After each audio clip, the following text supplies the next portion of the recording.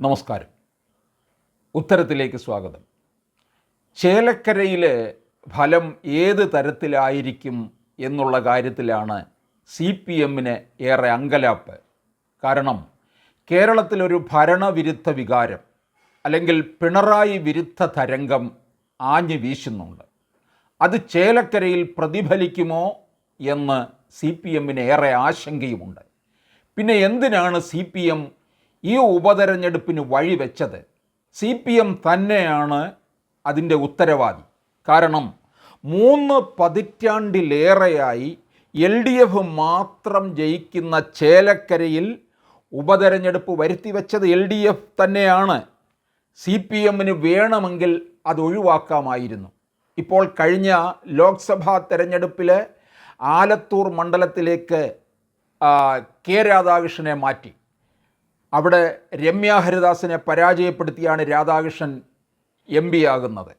കേരളത്തിലുള്ള ഏക LDF-ൻ്റെ സീറ്റാണ് ആലത്തൂരിലുണ്ടായിരിക്കുന്നത്. ആലപ്പുഴ നഷ്ടപ്പെട്ട് ആലത്തൂർ നേടി. പക്ഷേ എന്ത് നേട്ടം ഇവർക്കുണ്ടായി എന്നുള്ളതാണ്.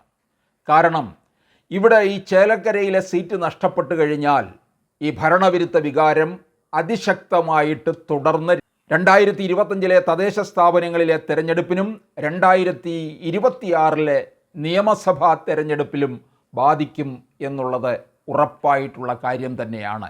കാരണം ചേലക്കരയിൽ മുൻപ് രാധാകൃഷ്ണൻ നേടിയ വിജയമെന്ന് പറയുന്നത് അദ്ദേഹത്തിൻ്റെ വ്യക്തിപ്രാഭവം കൊണ്ട് നേടിയിട്ടുള്ളതാണ്, അല്ലാതെ പാർട്ടി നേടിയെടുത്ത് കൊടുത്തിട്ടുള്ളതല്ല. ഇവിടെ ഇപ്പോൾ ഉപതെരഞ്ഞെടുപ്പ് വന്നപ്പോൾ UR പ്രദീപ് കുമാറിനെയാണ് രംഗത്തിറക്കിയിരിക്കുന്നത്.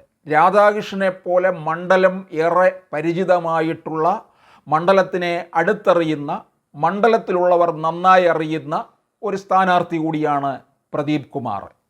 അത് CPM ഏറെ പ്രതീക്ഷയും വയ്ക്കുന്നുണ്ട്. പക്ഷേ ഭരണവിരുദ്ധ വികാരമാണ് അവർക്ക് കൂടുതൽ ആശങ്ക സൃഷ്ടിക്കുന്നത്.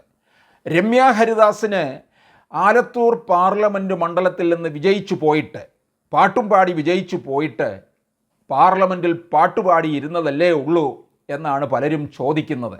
കാരണം മണ്ഡലത്തിനെ വേണ്ട തരത്തിൽ ട്രീറ്റ് ചെയ്യാനായിട്ട് രമ്യ ഹരിദാസിന് കഴിഞ്ഞില്ല. ചേലക്കര നിയമസഭാ മണ്ഡലം ഉൾപ്പെടുന്നതാണ് ആലത്തൂർ പാർലമെൻറ്റ് മണ്ഡലം. അവിടെ ഒരു തരത്തിലുള്ള നേട്ടവും ഉണ്ടാക്കാൻ കഴിയാത്ത ഒരാളിന് എങ്ങനെ നിയമസഭയിലേക്ക് എന്ത് നേട്ടം ഉണ്ടാക്കാൻ കഴിയും എന്നാണ് പലരും ചോദ്യം ഉന്നയിക്കുന്നത്. കോൺഗ്രസിൽ തന്നെ രമ്യ ഹരിദാസിനെ അവിടെ സ്ഥാനാർത്ഥിയാക്കിയതിൽ പലർക്കും വിയോജിപ്പുണ്ട്. അത് ഒരുപക്ഷെ പ്രദീപ് കുമാറിന് അനുകൂല ഘടകമായി മാറുകയും ചെയ്യാം. പക്ഷേ BJP-യുടെ സ്ഥാനാർത്ഥി ബാലകൃഷ്ണൻ, അദ്ദേഹം അവിടെ വളരെ അറിയപ്പെടുന്ന വ്യക്തി തന്നെയാണ്. തിരുവല്ലാമല പഞ്ചായത്ത് ഭരിക്കുന്നത് BJP-യാണ്. ആ ഭരണം നേടിയെടുക്കുന്നതിൽ BJP-യുടെ സാരഥ്യം വഹിച്ചത് ബാലകൃഷ്ണനായിരുന്നു. അതുകൊണ്ട് തന്നെ BJP വോട്ട് വിഹിതം വർദ്ധിപ്പിക്കും എന്നുള്ളത് ഉറപ്പാണ്. BJP സ്ഥാനാർത്ഥി TN സരസു കഴിഞ്ഞ ലോക്സഭാ തെരഞ്ഞെടുപ്പിൽ ചേലക്കര ഉൾപ്പെട്ട ആലത്തൂരിൽ 3ാം സ്ഥാനത്താണ് എത്തിയത്. പക്ഷേ 1,80,230 വോട്ടുകൾ പിടിച്ച അവർ 10.97% വോട്ടുകളാണ് 2019 NDA-യുടെ BDS സ്ഥാനാർത്ഥിക്ക് അവിടെ കിട്ടിയതിനേക്കാൾ അധികം നേടിയത്. 7-ൽ 4 നിയമസഭാ മണ്ഡലങ്ങളിൽ വന്ന് രാധാകൃഷ്ണനായിരുന്നു മുന്നിൽ നിന്നത്. PV അൻവർ MLA ഇടതുപക്ഷവുമായുള്ള ബന്ധം അവസാനിപ്പിച്ച് രൂപീകരിച്ച ഡെമോക്രാറ്റിക് മൂവ്മെൻറ്റ് ഓഫ് കേരള കളത്തിലിറങ്ങി കളിക്കുന്നതിൻ്റെ നേട്ടവും കോട്ടവും ആർക്കാകും എന്ന് അൻവറിന് തന്നെ വേണ്ടത്ര നിശ്ചയമില്ലാതിരിക്കുകയാണ്. അതുകൊണ്ട് ഈ പലതരത്തിലുള്ള പ്രതികൂല ഘടകങ്ങൾ അവിടെ നിൽക്കുന്നുണ്ട്. BJP വോട്ട് വിഹിതം വർദ്ധിപ്പിക്കും. രമ്യ ഹരിദാസിന് ഏറെ പ്രതീക്ഷ വെച്ച് പുലർത്തണ്ട. പക്ഷേ പ്രദീപ് കുമാർ വിജയിക്കുമെങ്കിലും അതൊരു നേരിയ ഭൂരിപക്ഷത്തിൽ മാത്രമായിരിക്കും ആ വിജയം. അത് LDF-നുണ്ടാകുന്ന കനത്ത തിരിച്ചടി തന്നെയാണ്. കാരണം ചേലക്കര പോലുള്ള ഒരു നിയമസഭാ മണ്ഡലം LDF-ന് അല്ലെങ്കിൽ CPM-ന് വളരെ സുരക്ഷിതമായ മണ്ഡലമാണ്. ഈ രാധാകൃഷ്ണനെ നമുക്കറിയാം എന്തുകൊണ്ട് പാർലമെൻറ്റിലേക്ക് അയച്ചു. അത് പിണറായി വിജയൻ്റെ ഒരു തന്ത്രം തന്നെയാണ്. മരുമകനെ മുഖ്യമന്ത്രി സ്ഥാനത്തേക്ക് ഭാവിയിൽ അവരോധിക്കുന്നതിനു വേണ്ടിയുള്ള ട്രാക്ക് ക്ലിയർ ചെയ്ത് കൊണ്ടുപോവുക എന്നുള്ളതാണ് പിണറായി നടത്തിയിരിക്കുന്നത്. അതിൻ്റെ ഭാഗമാണ് മുതിർന്ന നേതാവും ലാളിത്യത്തിൻ്റെ ഉടമയുമായ രാധാകൃഷ്ണനെ പാർലമെൻറ്റിലേക്ക് അയച്ചത്.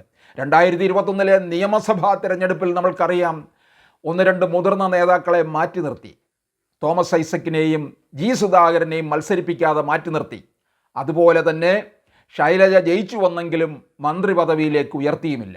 അതുകൊണ്ട് അതിൻ്റെ പോക്ക് എങ്ങോട്ടാണ് എന്നുള്ളത് കൃത്യമാണ്.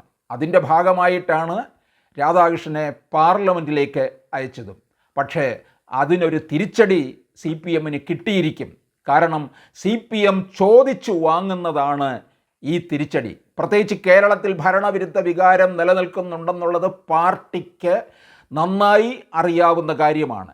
ഈ കഴിഞ്ഞ ലോക്സഭാ തെരഞ്ഞെടുപ്പിൽ അത് നന്നായി പ്രതിഫലിക്കുകയും ചെയ്തു. കേരളത്തിലെ 140 നിയമസഭാ മണ്ഡലങ്ങളിൽ 110 UDF-ന് മുന്നേറ്റം. അതുപോലെ BJP-യും വൻ മുന്നേറ്റം പലയിടങ്ങളിലും. ഏതാണ്ടൊരു 2026 നിയമസഭാ തെരഞ്ഞെടുപ്പിൽ ഒരു 15 സീറ്റെങ്കിലും കേരളത്തിൽ BJP നേടുന്ന ഒരു സ്ഥിതിയിലേക്കും എത്തിയെന്നുള്ളതാണ്. അതുകൊണ്ട് മനഃപൂർവ്വം കയ്യിലിരുന്ന ഒരു സീറ്റ് അറിഞ്ഞുകൊണ്ട് തന്നെ CPM നഷ്ടപ്പെടുത്തുകയാണോ എന്ന് നമുക്കൊരു സംശയം ഉണ്ടാകും. വയനാട്ടിൽ പ്രിയങ്ക ഭൂരിപക്ഷം കുറയുമെന്ന് പറഞ്ഞതുപോലെ ഇവിടെ ചേലക്കരയിലെ LDF-ന് ഭൂരിപക്ഷം കുറയുന്നതും ഏതാണ്ട് തോൽവിക്ക് സമാനമായിട്ടുള്ള കാര്യം തന്നെയാണ്. അതിൻ്റെ ഉത്തരം ഏത് രീതിയിലായിരിക്കും വരുന്നത് എന്നുള്ളത് നമുക്ക് കാത്തിരുന്ന് കാണാം.